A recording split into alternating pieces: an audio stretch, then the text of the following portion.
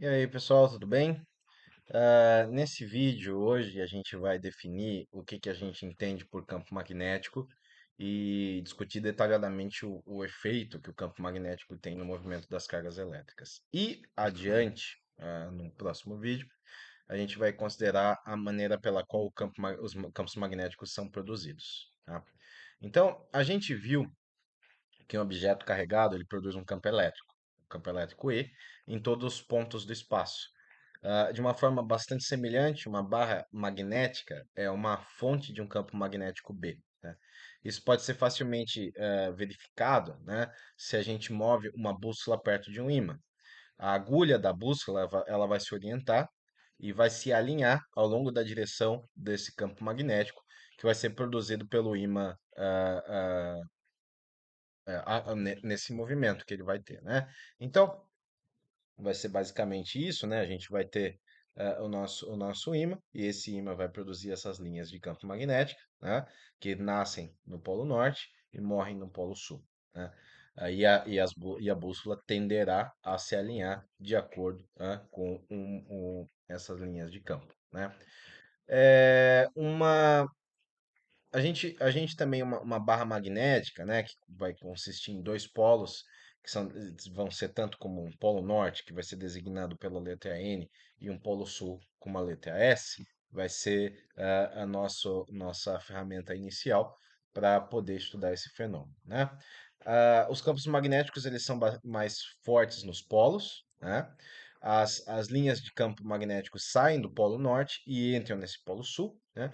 E quando a gente segura duas barras magnéticas próximas uma das outras, os polos semelhantes vão se repelir, enquanto os polos opostos vão se atrair. Então, o raciocínio aqui é bastante parecido com as cargas elétricas, né? Também é o que acontece com cargas de sinais opostos e cargas de sinais iguais.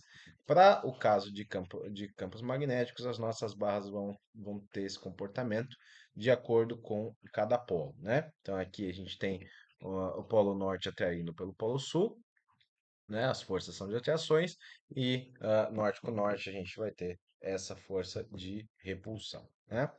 Ah, que mais?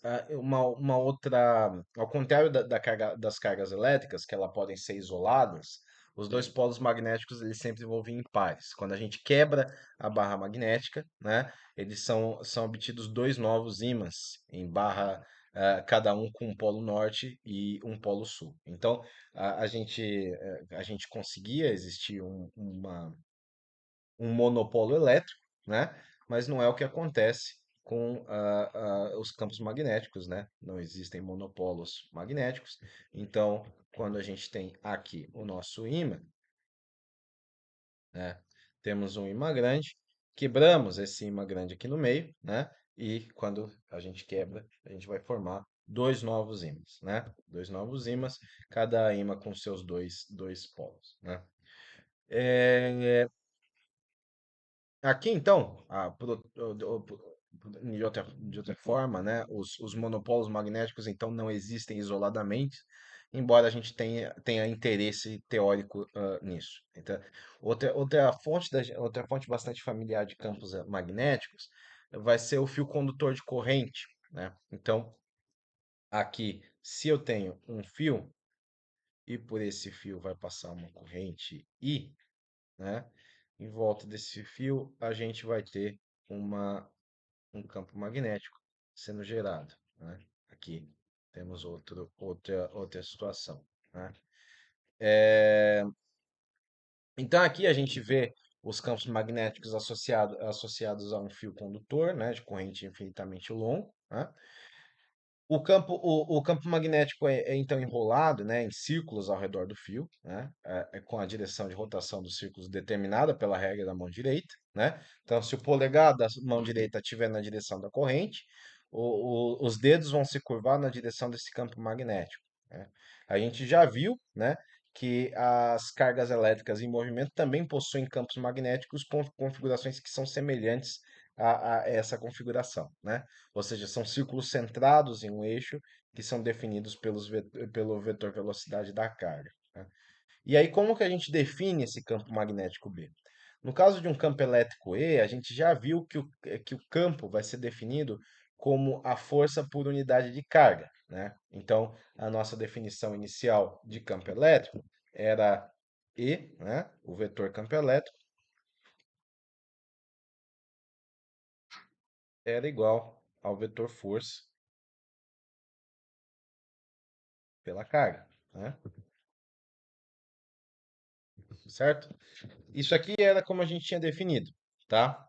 É, Só que aqui a gente tem ausência de monopolos magnéticos, então B ele precisa ser definido de uma forma diferente, né? A gente não tem uma carga magnética, né? Então a gente não pode definir do mesmo jeito, né? Então, para a gente definir o campo magnético num ponto P, a gente vai considerar uma partícula de carga Q, tá? E ela está localizada num ponto P, se movendo com alguma velocidade v nesse ponto, tá?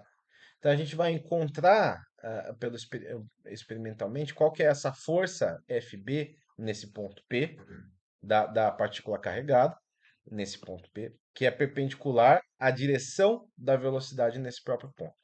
E quando a gente variar a direção da velocidade da partícula carregada em P, então para uma direção particular dessa velocidade v, e também na direção oposta, a gente observa que essa força Fb, né, essa força magnética, em P vai ser zero. A gente vai definir a direção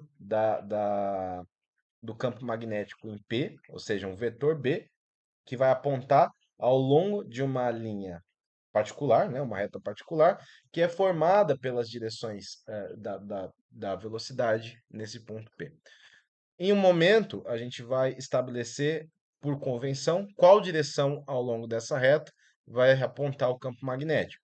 Então, a gente vai variar as direções de V nesse ponto P que, que se move perpendicular ao campo magnético e com uma magnitude de força FB, sendo uma magnitude de força máxima, e aí a gente vai definir a magnitude desse campo magnético em P e B. Então a nossa definição vai ser B, o nosso campo magnético, a magnitude dele vai ser a força máxima magnética exercida por essa partícula, que a gente está variando as direções, dividido pelo módulo da carga vezes o módulo da velocidade, ok?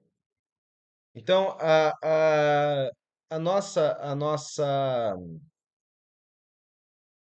isso vai ter a gente vai ter algumas observações, né?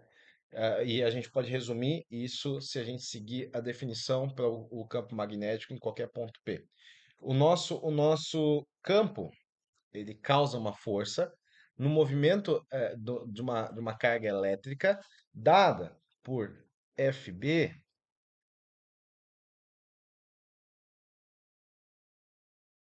isso é um vetor, né? Igual a carga dessa partícula vezes a velocidade, produto escalar, o campo magnético, né? Então aqui a gente vai tratar de uma forma um pouco mais simplificada, né? Então a gente vai ter essa força que ela é dada experimentalmente, né? A gente consegue medir ela. E aí a gente vai simplesmente enunciar essa lei, tá? Sem tentar justificar de onde ela vem, né? De alguma forma. Adiante, a gente tenta justificar. E esse é o caminho que vai ser seguido por quase qualquer livro introdutório que ele vai dar. Primeiro vai dar a lei experimental e depois tenta justificar de onde ela vem. Mas a gente vai continuar, vai entender melhor essa lei em um nível intuitivo, né? Adiante, né? Onde a gente vai tentar explicar como que o Faraday pensou nessa lei de força em termos das linhas de força, tá? Eh, quando a gente quando o sinal da partícula, da carga da partícula é trocado de positivo para negativo, ou vice-versa, a gente observa que a direção da magnitude da força também muda. Então, para uma partícula de carga positiva, a gente tem que escolher a direção de B, uma direção de B, tal que ela obedeça, né, ela obedeça a regra da mão direita, né? Então, colocamos o nosso dedo polegar na direção da força, né? E, e ao colocar o dedo polegar em direção à força, apontamos os dedos indicadores na direção da velocidade. O movimento de volta desses dedos vão apontar na direção do nosso campo magnético, né? Esses três vetores eles precisam ser perpendiculares. Ou seja, a direção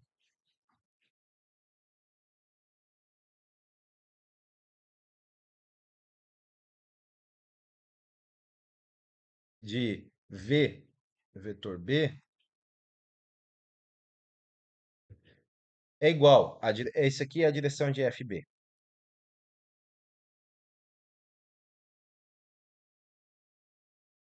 Ou seja, coloquei os meus dedos no sentido da velocidade.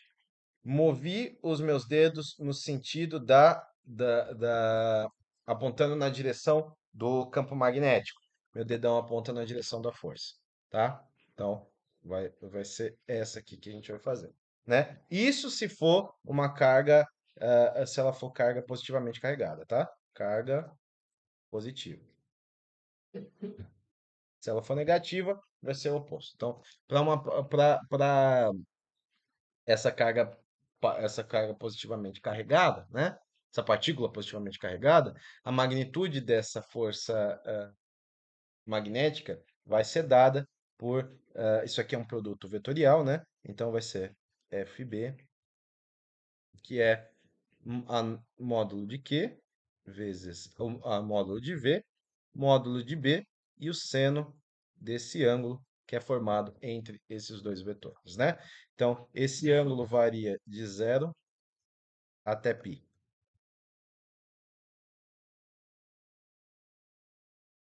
tá?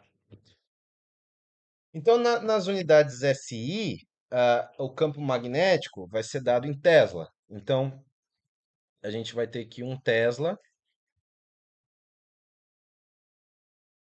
né? Um Tesla vai ser definido com T maiúsculo, né? E isso vai ser um Newton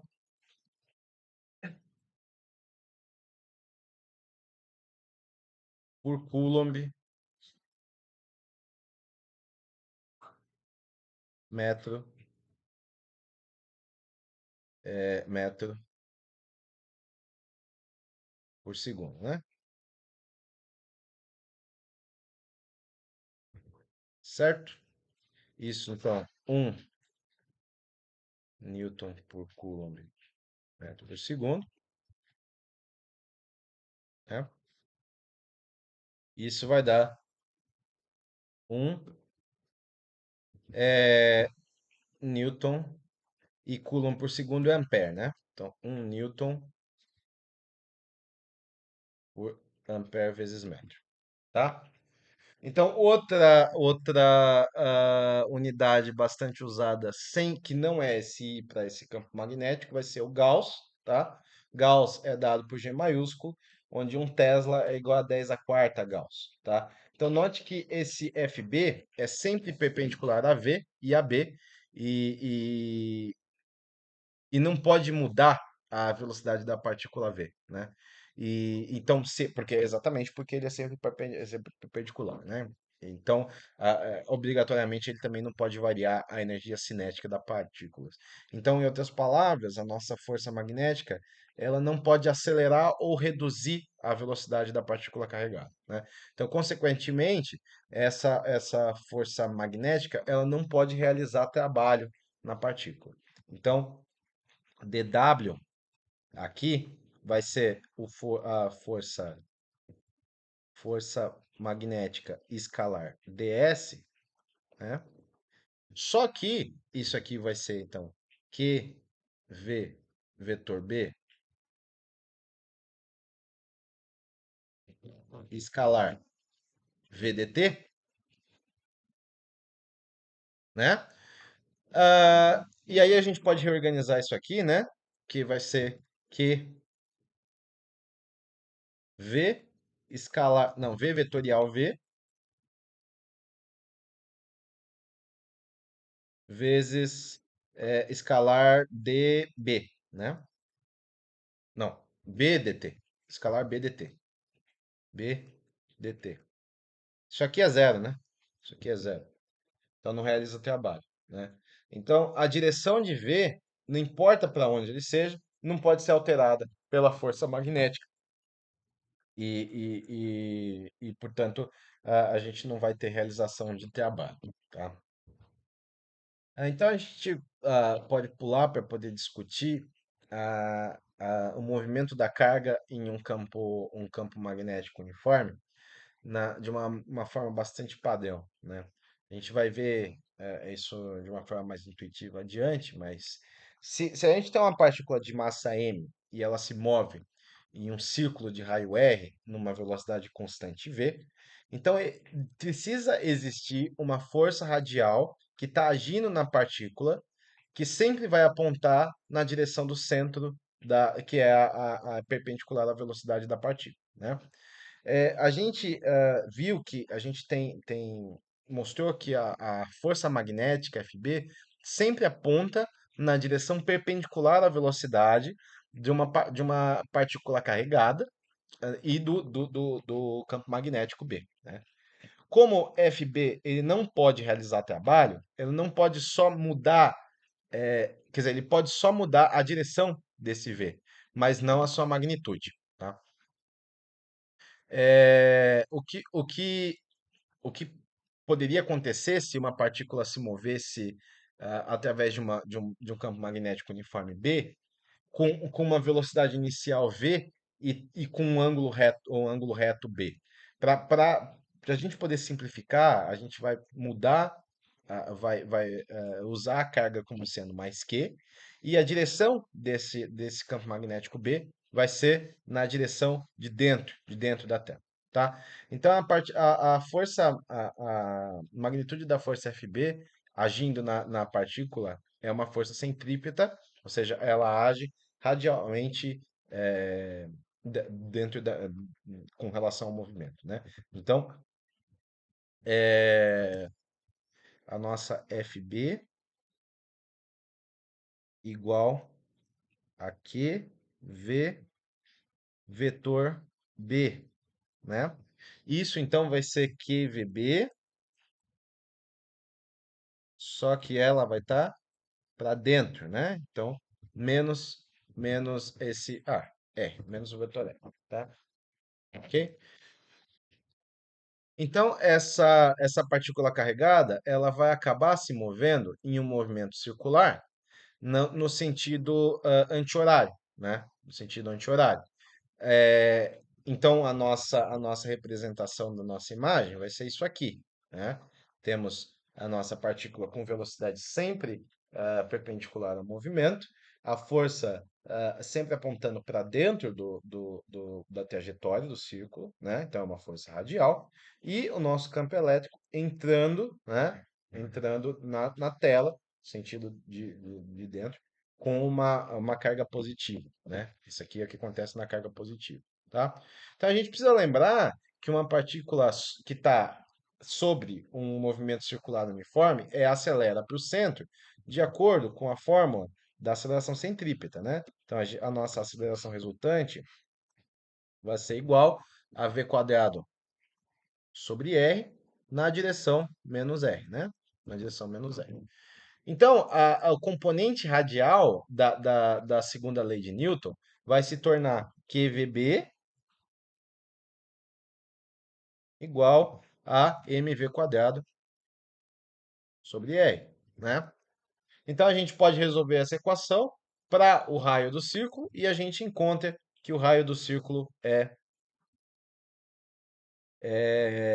QVB sobre, opa, QB, né? Porque vai cortar um dos m's, né? QB sobre mv, né?